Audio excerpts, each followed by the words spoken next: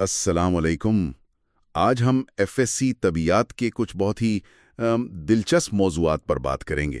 یہ ہیں مصنوعی کشش ثقل، جیو اسٹیشنری مدار اور مواصلاتی سیٹلائٹس۔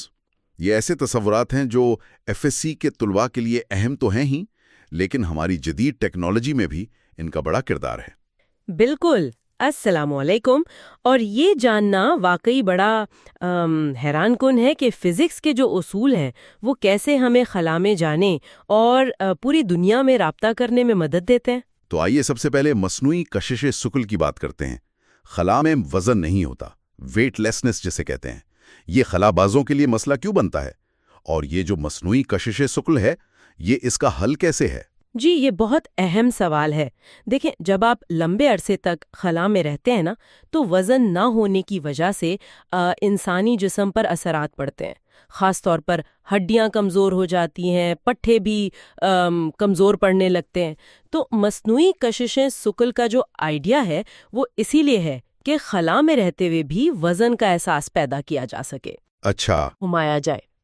آپ نے شاید دیکھا ہو، جیسے بالٹی میں پانی بھر کر تیزی سے گھمائے تو پانی باہر نہیں گرتا۔ جی بالکل۔ بس اسی طرح گھومنے کی وجہ سے ایک قوت پیدا ہوتی ہے جسے ہم سینٹریفیوگل فورس کہتے ہیں۔ یہ قوت جہاز کے فرش کو باہر کی طرف یعنی نیچے کی طرف دھکیلتی ہے، تو جو خلا باز فرش پر کھڑے ہوتے ہیں نا، انہیں اپنا وزن محسوس ہوتا ہے۔ اچھا، یعنی گھومنے کی رفتار سے ہی کشش ثقل کا احساس پیدا کیا جاتا ہے۔ تو کیا اس کی کوئی خاص رفتار یا فریکوینسی ہوتی ہے؟ جی بالکل، یہ اس بات پر منحصر ہے کہ خلائی جہاز کتنا بڑا ہے، یعنی اس کا ریڈیس کتنا ہے، اور ہمیں کتنی کشش ثقل چاہیے، مطلب زمین جتنی یا اس سے کم۔ اس کے لیے ایک فارمولا بھی ہے، F برابر ہے 12 پائے ضرب جذر المربع GR۔ فارمولا بھی ہے؟ جی، یہاں F جو ہے وہ گھومنے کی فریکوینسی ہے، یعنی ایک سیکنڈ میں کتنے چکر لگانے ہیں۔ جی، وہ کشش ہے جو ہمیں چاہیے، جیسے زمین کے لیے 9.8 ms²، اور R ہے جہاز کا رداس۔ مثال کے طور پر اگر ایک جہاز کا رداس 10 میٹر ہو اور ہمیں زمین جتنی کشش چاہیے تو اسے تقریباً 0.48 چکر فی سیکنڈ کی رفتار سے گھومنا ہوگا، یعنی تقریباً آدھا چکر ہر سیکنڈ میں۔ صحیح، یہ تو واضح ہو گیا۔ اب آتے ہیں دوسرے موضوع پر، جیو اسٹیشنری مدار۔ یہ بڑا دلچسپ لگتا ہے کہ کوئی سیٹلائٹ آسمان میں ایک ہی جگہ پر کیسے ٹکا رہ سکتا ہے؟ یہ کیسے ممکن ہے؟ ہاں، یہ واقعی فزکس کا ایک کمال ہے۔ ہوتا یہ ہے کہ یہ سیٹلائٹ زمین کے گرد ٹھیک اسی رفتار سے چکر لگاتا ہے جس رفتار سے زمین خود اپنے محور کے گرد گھوم رہی ہے۔ یعنی سیٹلائٹ کا ایک چکر پورا کرنے کا وقت، جسے ہم مداری دورانیہ یا آربیٹل پیریڈ کہتے ہیں، وہ زمین کے ایک دن کے برابر ہوتا ہے۔ یعنی 24 گھنٹے؟ جی، تقریباً 24 گھنٹے، یا زیادہ ٹھیک کہیں تو 86,400 سیکنڈ۔ تو جب زمین گھومتی ہے، سیٹلائٹ بھی بالکل اسی رفتار سے ساتھ ساتھ چلتا ہے۔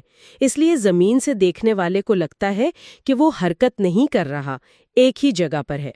تو کیا یہ کسی بھی اونچائی پر ممکن ہے یا کوئی خاص جگہ ہے اس کے لیے؟ نہیں، اس کے لیے ایک بہت ہی خاص بلندی یا کہیں کہ مدار کا رداس ضروری ہے۔ فزکس کے قوانین سے، خاص طور پر کیپلر اور نیوٹن کے قوانین سے حساب لگایا گیا ہے کہ یہ مدار زمین کے مرکز سے تقریباً 4.23 ضرب 10 کی طاقت 7 میٹر، کافی دور۔ جی، یعنی تقریباً 42,300 کلومیٹر دور ہونا چاہیے۔ اور ایک اور بہت اہم بات یہ ہے کہ یہ مدار بالکل زمین کے خط استوا یعنی ایکویٹر کے اوپر ہونا چاہیے، تبھی یہ زمین کے لحاظ سے ساکن یعنی جیو اسٹیشنری کہلاتا ہے۔ اور یہی وہ مدار ہے جسے مواصلاتی سیٹلائٹس، کمیونیکیشن سیٹلائٹس استعمال کرتے ہیں، ہے نا؟ بالکل ٹھیک۔ تو یہ دنیا بھر میں رابطے جیسے فون کالز ہیں یا ٹی وی نشریات، ان میں کیسے مدد کرتے ہیں؟ چونکہ یہ سیٹلائٹ زمین کے ایک خاص حصے کے اوپر ہمیشہ نظر آتے ہیں، تو زمین پر جو اینٹینا لگے ہوتے ہیں نا، انہیں بار بار سیٹلائٹ کو ٹریک کرنے کے لیے گھمانا نہیں پڑتا، وہ بس ایک ہی سمت میں فکس رہتے ہیں۔ اچھا، یہ تو بڑی سہولت ہے۔ جی، اور پوری دنیا میں مواصلات پھیلانے کے لیے عام طور پر 3 ایسے جیو اسٹیشنری سیٹلائٹس کا ایک نیٹ ورک بنایا جاتا ہے۔ انہیں ایک دوسرے سے 120 ڈگری کے فاصلے پر رکھا جاتا ہے۔ اس طرح وہ مل کر زمین کے تقریباً تمام آباد علاقوں کو کور کر لیتے ہیں۔ صرف 3 سیٹلائٹ سے پوری دنیا کا رابطہ؟ یہ کام کیسے کرتا ہے؟ ہاں، یہ سسٹم بڑا مؤثر ہے۔ ہوتا یہ ہے کہ زمین پر کہیں سے، مان لے ایک ٹی وی اسٹیشن سے سگنل بھیجا جاتا ہے اوپر سیٹلائٹ کی طرف۔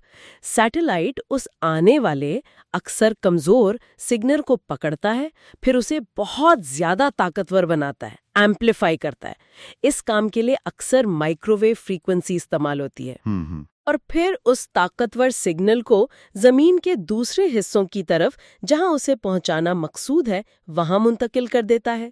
اس طرح ایک براعظم سے دوسرے براعظم تک بات چیت یا ڈیٹا تقریباً فوراً پہنچ جاتا ہے۔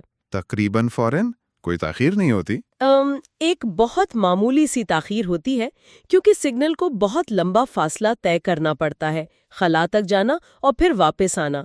کبھی کبھی لمبی دوری کی فون کالز پر یہ ہلکی سی ڈیلے محسوس بھی ہوتی ہے۔ اور ہاں، یہ جو سیٹلائٹس کی پوزیشنز ہیں اور وہ کون سی فریکوینسی استعمال کریں گے، یہ سب بین الاقوامی معاہدوں کے تحت طے کیا جاتا ہے تاکہ آپس میں کوئی گڑبڑ نہ ہو۔ زبردست۔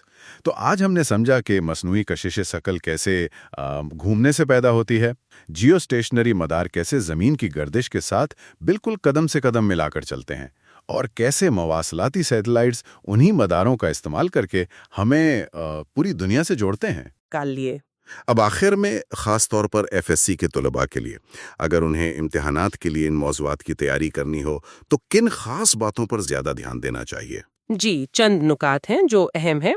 ایک تو بنیادی تعریفیں اچھی طرح یاد ہوں۔ مصنوعی کشش ثقل کیا ہے، جیو اسٹیشنری مدار کسے کہتے ہیں۔ دوسرا، ان کے پیچھے جو اصول کام کر رہے ہیں، جیسے مصنوعی کشش میں سینٹریفیوگل فورس کا کردار اور جیو اسٹیشنری میں مداری دورانیے کا زمین کے دن سے میچ ہونا۔ صحیح۔ تیسرا، وہ جو مصنوعی کشش ثقل کی فریکوینسی کا فارمولا تھا F=2π√G_r، اسے سمجھنا اور یہ جاننا کہ G اور R کیا ہیں۔ چوتھا، کچھ خاص اعداد و شمار جیسے جیو اسٹیشنری مدار کا رداس، وہ تقریباً 4.23 ایکسپوننٹ 7 میٹرز والی ویلیو، اس کی اہمیت پتہ ہو۔ ٹھیک ہے۔ اور پانچواں، مواصلاتی نظام کا بنیادی خاکہ کہ عام طور پر کتنے سیٹلائٹس یعنی 3 سے دنیا کور ہوتی ہے اور سگنل کیسے جاتا آتا ہے۔ امتحانات میں اکثر شارٹ کویسچنز یا MCQs انہی بنیادی باتوں، تعریفوں، اصولوں، فارمولوں یا نمبرز پر آ جاتے ہیں۔ یہ بہت ہی مفید ٹپس ہیں، بہت شکریہ۔ امید ہے کہ ہمارے سننے والے طلباء کو اس گفتگو سے بہت فائدہ ہوا ہوگا۔ اسی کے ساتھ اجازت دیجیے، خدا حافظ۔ خدا حافظ۔